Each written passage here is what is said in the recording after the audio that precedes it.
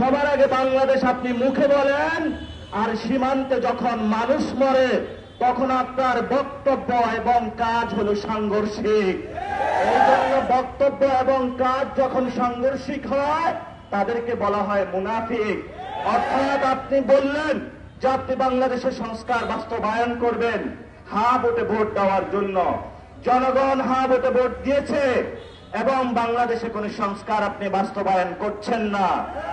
আমরা যখন এগুলো দেখি তখন আমরা তাদেরকে বলি ভুয়া জাতীয়তাবাদী, ভণ্ড জাতীয়তাবাদী, প্রতারণার জাতীয়তাবাদী। যদি জাতীয়তাবাদী হতে হয় তাহলে প্রথমে আপনাদেরকে বাংলাদেশের মানুষের পক্ষে দাঁড়িয়ে সীমান্তের মানুষদেরকে আপনাদেরকে রক্ষা করতে হবে। গতকালকে লালমনিরহাট হাতীবান্ধাতে খাদিমুল ইসলাম নামে এক ভাইকে ঝাঁঝরা বুলেটের আঘাতে তাকে শহীদ করা হয়েছে। সেখানে বিএসএফ বক্তব্য দিয়েছে, তাদের তাল মিলিয়ে বাংলাদেশের যে বাহিনী